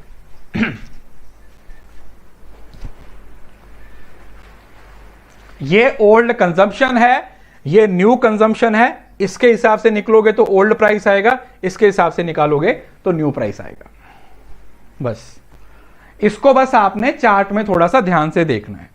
सर 7.5 कैसे आया? देखो हमने जब ये देखा था तो पहले वो 5 यूनिट कंज्यूम कर रहा था, अब 4 कर रहा है, तो 1 यूनिट वो कम कंज्यूम कर रहा है, लेकिन सवाल में बोला है कि 1.5 kg है, तो 1 यूनिट का मतलब 1.5 है, तो हमने 4 को भी 1.5 के साथ गुणा कर दिया, 5 को भी 1.5 के साथ गुणा कर दिया, तो हमें पता चल गया कि पहले वो 7.5 kg कंज्यूम कर रहा था और अभी कितना कंज्यूम कर रहा है? अभी 6 kg कंज्यूम कर रहा है। 1 यूनिट की वैल्यू असल में सवाल के हिसाब से 1.5 थी, 1 की वैल्यू 1.5 थी। ठीक है जी। देखो फिर भी अगर किसी बच्चे को कोई दिक्कत होती है ना, मैं फिर से वही बात बोल रहा हूं कि दोबारा क्लास को रिकॉर्डिंग देखा करो। कई बार एक बार में चीजें समझ नहीं आती, मैं भी ये समझता हूं, इस वजह से क्लास की रिकॉर्डिंग को 2 बार देख लिया करो, 2x पे देख लिया करो, ताकि सब समझ आए। क्योंकि अगर अभी समझ नहीं आया तो फिर जैसे जैसे आगे बढ़ते जाएंगे तुम पीछे रहते जाओगे।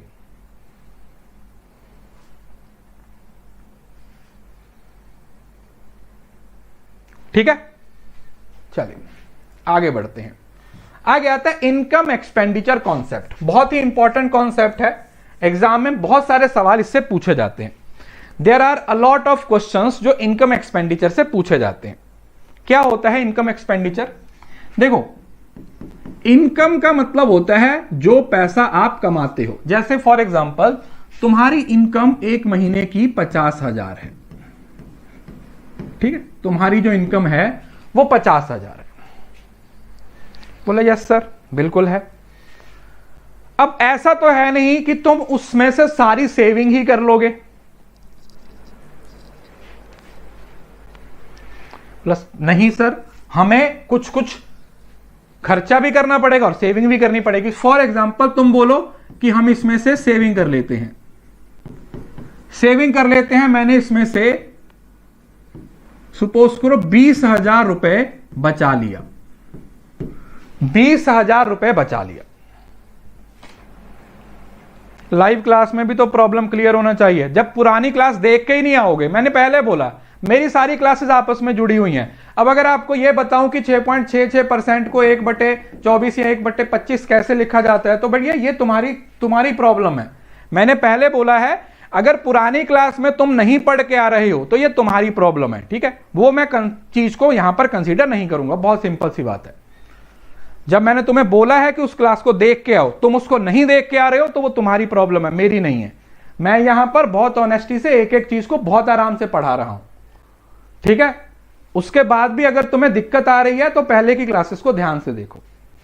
तो जो बाकी रह जाएगा, इनकम था, सेविंग था, तो बाकी का क्या हो जाएगा? खर्चा हो जाएगा। एक्सपेंडिचर कितना हो जाएगा? 50 और 20 70, और सॉरी 50 में से 20 को माइनस करेंगे तो 30,000। तो इसका मतलब जो तुम्हारी इनकम है वो किसके बराबर होती है? Income is equal to expenditure plus saving. तुम्हारी इनकम किसके बराबर होगी? एक्सपेंडिचर और सेविंग के बराबर होगी।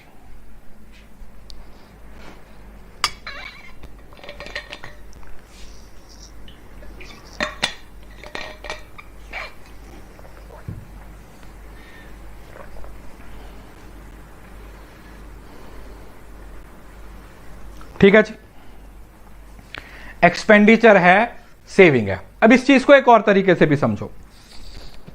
जैसे अगर बंदा कोई बोल देता है कि उसने अपनी इनकम का 20%, उसकी इनकम का उसने 20% खर्च दिया, तो आप इसको ऐसे समझो 20/100, 20/100। ध्यान से समझना, क्वेश्चन में आपको सीधा पूरा नहीं दिया होगा, क्वेश्चन में आपको दिया होगा कि किसी बंदे ने अपनी इनकम का 20% खर्च दिया, 20% बचा लिया। तो आप उसको किस तरीके से देखोगे? अगर कोई बंदा 20% खर्च रहा है तो ये उसका क्या है? ये उसका एक्सपेंडिचर है। ये 100 रुपए उसकी इनकम है जो वो कमा रहा है, और इसके बीच का गैप 100 और 20 का गैप कितना हुआ? 80। ये क्या है? ये उसकी सेविंग है। समझ आया? ये चीज मैं पहले भी आप लोगों को सबसे पहली क्लास में, फ्रैक्शन की क्लास में मैंने ये चीज आप लोगों को समझाई थी। जब हम फ्रैक्शन को पढ़ रहे थे वहां पर भी ये चीज समझाई थी कि जब इस तरीके से वैल्यूज दी रहती हैं 20/100 या कुछ भी, तो उसमें आप कैलकुलेशन कैसे करते हो। राइट? क्लियर? उम्मीद करता हूं ये लॉजिक, ये पॉइंट आपको समझ में आ गया हो। तो 20% मतलब 20/100, तो 100 का मतलब यहां पर हुआ इनकम, 20 का मतलब हुआ एक्सपेंडिचर, और जो बीच में 80 रुपए है वो उसकी सेविंग है। राइट? चलो अब सवाल को देखो। जैसे ये सवाल है, पहला सवाल देखते हैं। क्वेश्चन है, a person spends 75% of his income. बोला कि एक बंदा अपनी इनकम का 75% खर्च कर देता है। एक बंदा अपनी इनकम का 75% खर्च देता है, मतलब 75% उसका खर्चा है। 75% क्या है? उसका खर्चा है। अब अगर उसकी इनकम को 20% से बढ़ाया जाए और उसके खर्चे को भी 10% से बढ़ाया जाए तो उसकी सेविंग पे क्या असर पड़ेगा? अभी हमने एक रिलेशन समझा। रिलेशन क्या था कि जो इनकम होती है वो किसके बराबर होती है? वो होती है एक्सपेंडिचर प्लस सेविंग। पढ़ा था या नहीं पढ़ा था? Yes sir. जो इनकम होती है वो किसके बराबर होती है? एक्सपेंडिचर प्लस सेविंग के बराबर होती है। मैंने कहा ठीक है सर, बिल्कुल सही बोल रहे हैं।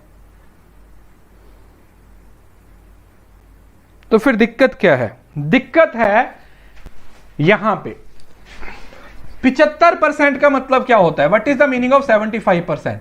75% का मतलब होता है 3/4। ये क्या है? ये खर्चा है। मतलब उस बंदे की इनकम 4 यूनिट है, उसमें से 3 उसका खर्चा है, और जो 1 यूनिट है वो उसकी सेविंग है। यस और नो? सवाल के हिसाब से हमने वैल्यूज को लिख लिया। अब क्वेश्चन को आसान बनाने के लिए आप इनको हंड्रेड्स में ले लो, मतलब इनकम को मान लो 400 ताकि कैलकुलेशन आसान हो जाए। उसमें से खर्चा कितना किया उसने? 300 का खर्चा किया, और जो सेविंग है वो कितनी है? वो 100 रुपए है। सिंपल।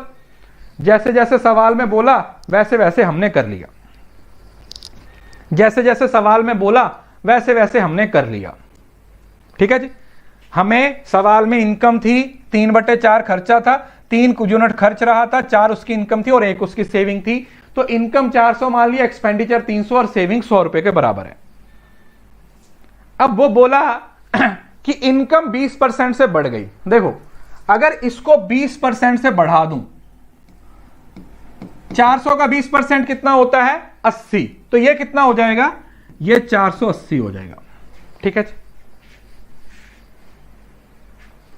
ऐसे करो, 20% की बढ़ोतरी हुई है तो सिर्फ इनकम चेंज देखना है ना, तो ऐसे कर लो, ऐसे मान लो कि इसमें अगर 20% इनकम इज इंक्रीज बाय 20%, तो 20% किसके बराबर हो जाएगी? 80 के बराबर हो जाएगी। ठीक है, किसके बराबर हो जाएगी? 80 के बराबर हो जाएगी, बराबर, या चलो 480 लिख लो, सवाल बनाना थोड़ा आसान हो जाएगा। 480। उसके बाद उसने बोला इनकम 20% से बढ़ी, 20% है, प्लस 20% हो गया ना, यस। उसके बाद एक्सपेंडिचर को 10% से बढ़ा दिया, ये कितने से बढ़ गया? ये 10% से बढ़ गया, कितने से? 10%, तो 330 हो गया। कितना हो गया? 330।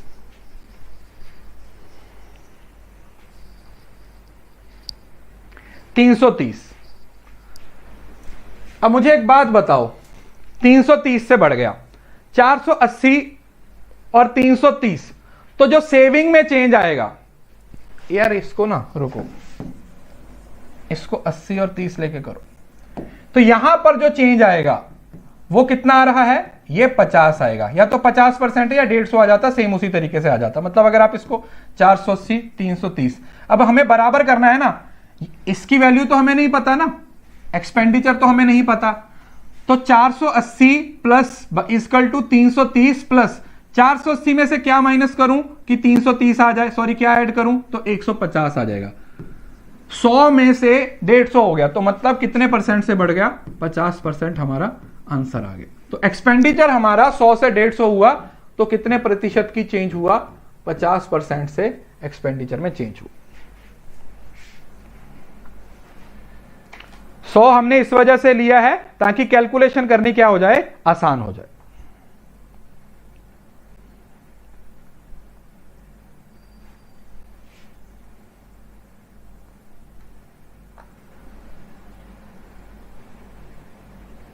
ओके जी, बताइए, किसी को इस बात में कोई दिक्कत? तो सेम वही हो गया कि ये 20% से बढ़ा तो 80, 30% से बढ़ा तो 30, और ये 50% से बढ़ा तो 50। ऐसे एक और सवाल करो, जैसे ये वाला, सेम टू सेम वैसे ही है। Raju spends 72% of his income. बोला कि राजू है वो अपनी इनकम का 72% खर्च कर स्पेंड कर देता है। अगर उसकी इनकम 20% से बढ़ जाए और उसकी सेविंग 15 से बढ़ जाए, तो खर्चे में हुए जो चेंज है, जो परसेंटेज का चेंज आता है, वो आपने निकालना है।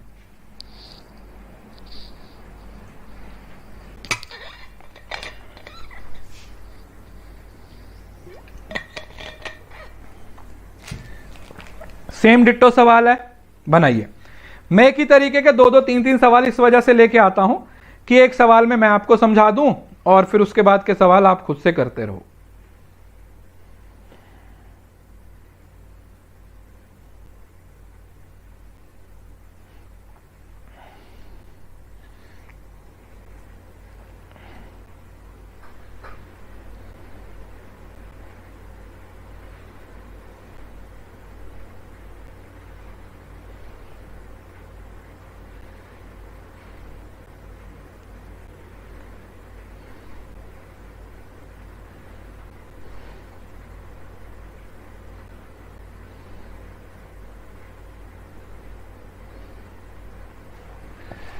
सेम वैसा ही है। देखो अब 72% का मतलब क्या होता है? अब अगर आपको ऐसे समझ नहीं आता कि 72 की मैं परसेंटेज कैसे ले लूं, तो सीधा सीधा ले लो, सीधा सीधा ले लो कि अगर 72 खर्च दिया, मतलब 100 उसकी इनकम हो गई, उसमें से 72 उसने खर्च दिया, तो जो बाकी का 28 रह गया वो उसका क्या रह गया? इन सेविंग रह गया। ठीक है, सेविंग रह गया। बताइए, किसी को इस बात में कोई दिक्कत? बोला सर कोई दिक्कत नहीं है। चलो ठीक है, income equal to expenditure, saving plus expenditure plus expenditure. Income हमने मानी है 100 रुपए, खर्चा हुआ है 72 का, और 28 की सेविंग है। 28 की क्या है? सेविंग है। 28 की क्या है? सेविंग है। अब उसने बोला कि अगर इनकम को 20 से बढ़ा दूं, अगर इनकम को 20 से बढ़ा दूं तो कितना हो जाएगा? 120 हो जाएगा। Income is increase by and saving is increase by 15%। Saving को भी 15% से बढ़ा दूं, सेविंग को 15% से बढ़ा दूं। अब यहां पर वो चीज आती है जो मैंने आप लोगों को पहले सिखाई थी। देखो 28 का 15%, 14 का 30% या फिर 7 का 60%। 7 तो ठीक 42, 4.2, 4.2 तो कितना आ जाएगा? 32.2 आ जाएगा, 32.2 आ जाएगा, 32.2 आ जाएगा। ये किसके बराबर है? यहां पर 20 आया,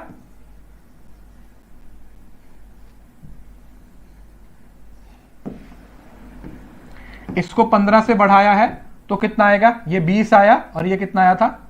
4.2% आया था। और प्लस एक्सपेंडिचर कितने से बढ़ेगा? तो एक्सपेंडिचर देख लो 32.2 है। 120 में से 32.2 को माइनस करो, निकालो।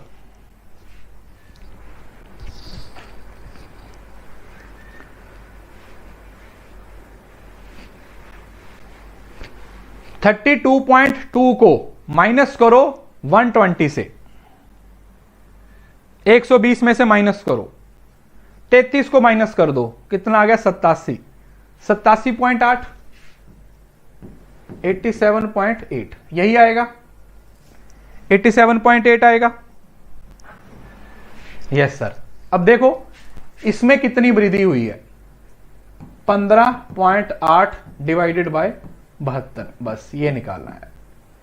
आपका आंसर आएगा कितना आया है? आंसर कितना आया है? 21.9% आ जाएगा।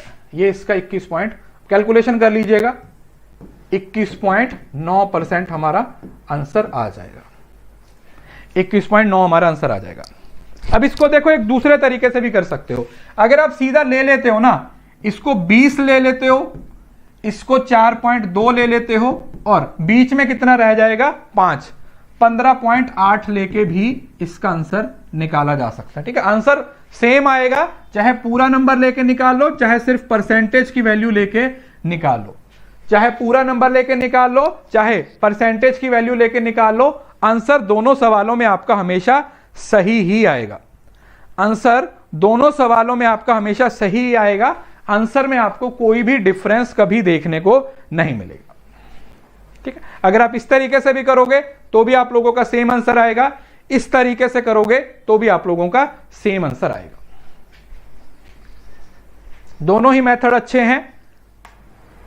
ऐसे ही किया, 15/8 निकाला और उसको 72 के हिसाब से हमने कैंसल आउट कर दिया। बताइए, किसी को इस बात में कोई दिक्कत, किसी को इस बात में कोई परेशानी, किसी को कुछ चीज समझ नहीं आई तो आप मुझे पूछें। 4.2 कैसे आया? 4.2 कैसे आया? 28 का 15% निकाला, 100 का 20% निकाला, 20 आया, 28 का 15% निकाला, 4.2 आया। यहां पे कैलकुलेशन भी करके दिखाई हुई है। अब ये पिछली क्लासेस में सब सिखाया हुआ है कि अगर नंबर इस तरीके से हो, पॉइंट पीछे 5 हो तो उसको 10 का मल्टीपल बना के दूसरी साइड से 2 को लेके निकाला जा सकता है। ये सबसे पहले वाली क्लास में मैंने आप लोगों को सिखाया था। शुरुआती क्लासेस में मैंने ये चीज आप लोगों को सिखाई थी। जब स्टार्टिंग में हमने समझा था तब इस चीज को आप लोगों को एक्सप्लेन किया था। क्लियर है जी? सो इसके साथ आपका जो परसेंटेज का पोर्शन है वो कवर होता है। कल हम एवरेज शुरू करेंगे।